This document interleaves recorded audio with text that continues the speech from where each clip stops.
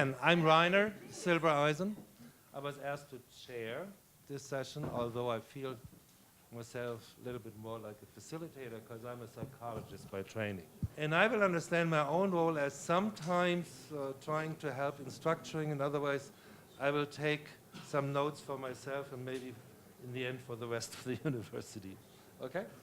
Perla? Our aim is to talk about research initiatives 2025, but as we heard today more than once, is who knows where all the world is going to be in 25.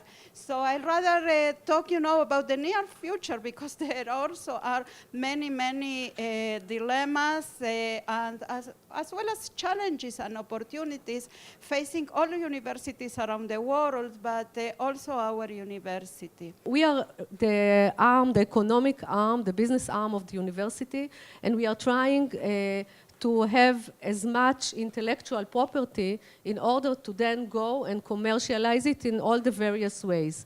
We are also spinning off companies.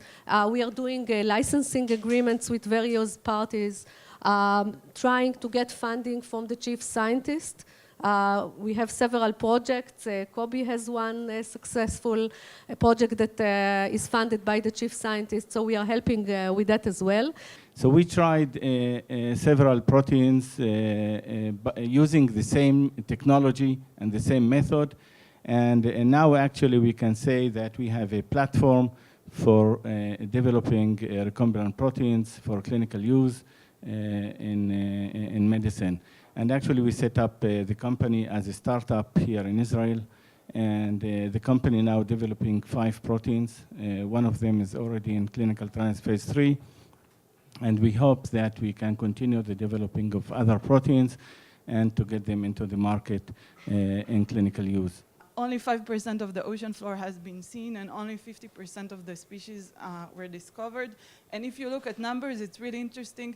The humanity as a total puts a lot more money in space research than in ocean research. And although we can debate on that, but ocean has probably more influence on our lives. My primary research interest is health and wellness in older adults.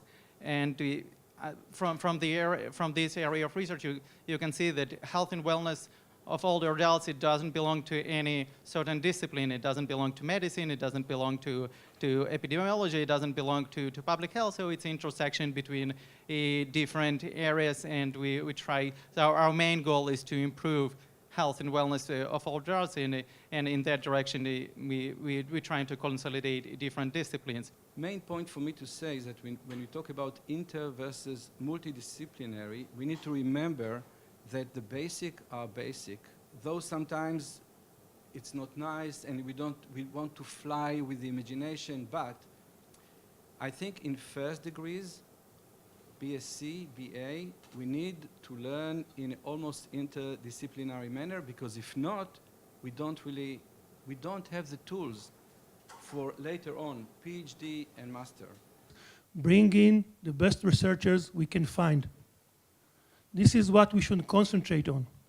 Once we have them, they'll find ways to discuss with each other. They'll be the ones who will find, Tali and Kobe will find each other, not because the library tells them to do so, but because they're interested in finding new avenues, so they will find each other, whether in the same faculty or not. We need to bring in good people. This is what we should be concentrating on. I think it's obvious that we have to reconsider the structural organization of the university.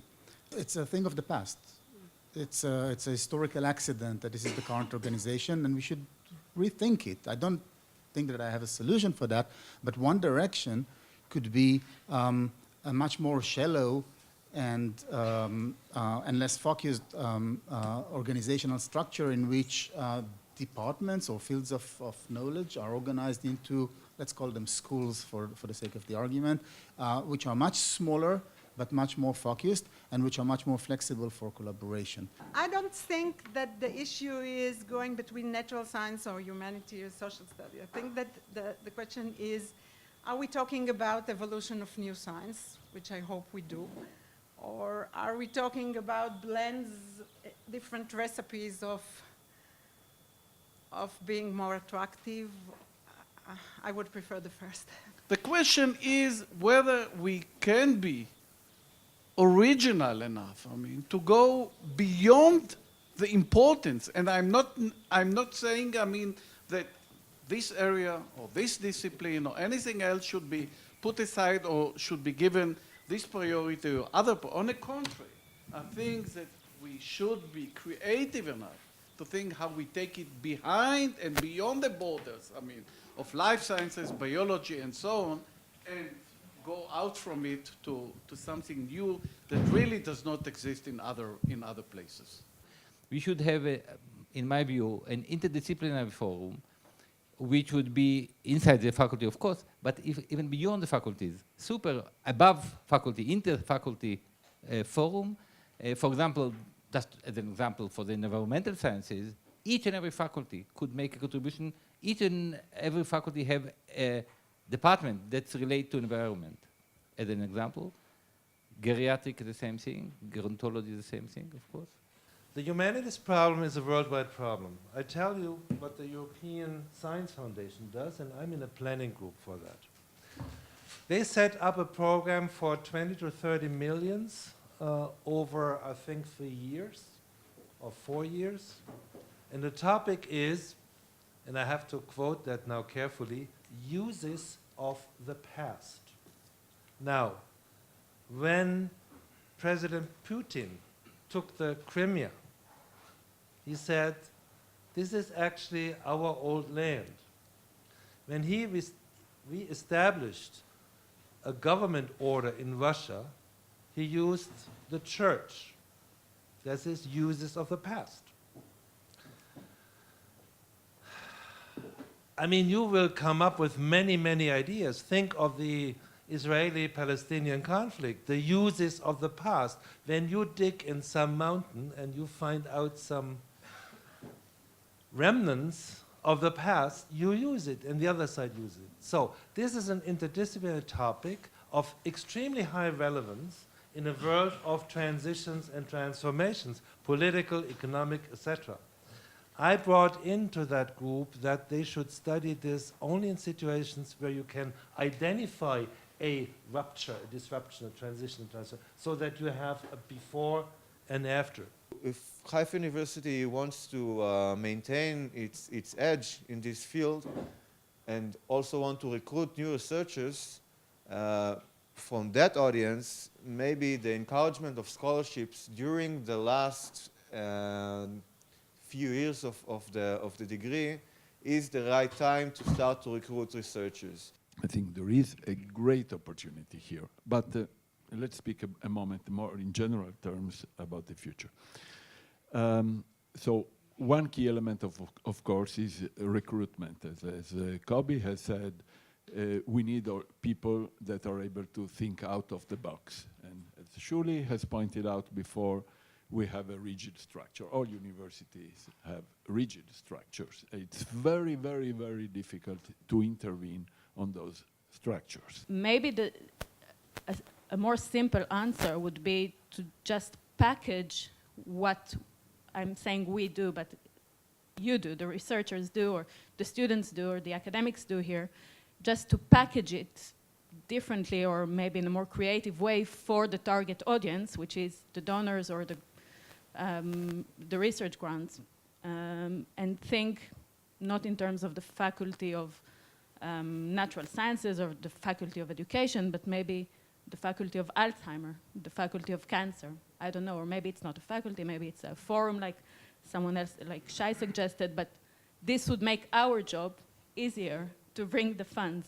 Practically, an incubator is a system where you get 80–90% of the budget from the government.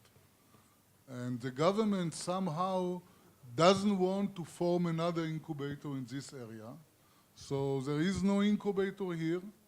I feel it as a venture fund because everyone now comes only to me as an investor, because I think this is a need in Haifa. It's a stupid, the whole situation in Haifa, I think, is a stupid situation. I feel even that there are two countries. There is a country of Tel Aviv, and then is the rest of Israel.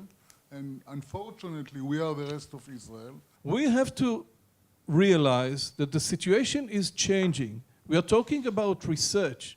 good research, good quality research. But the truth of the matter is that in order to do this kind of research, we need money that is either taken from competitive funds, and competition becomes more and more complicated, but at the same time can be generated because we can commercialize some of our products. I think two departments can quite easily be established, and that would open the interdisciplinary issues, and it would also contribute to get a lot of quality students into university. One thing is there's a cognitive studies department in a number of Israeli universities, and the attempts to establish that here haven't been successful, and I think there, even in this room, I mean, there's some forces which could be helpful in that way. Another thing is there's something called PPE, Philosophy, Politics, and Economics, and there is, at least in Jerusalem, there's a very successful department like that.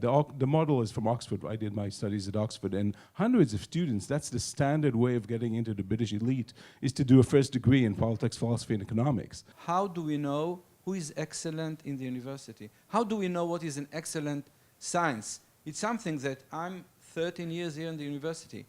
From the place I came from, this was something you talk about. You can like it, you can don't like it.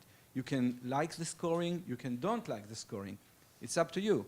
But then, at least in terms of aims, you can be a very good mathematician and not publish for 5-6 years.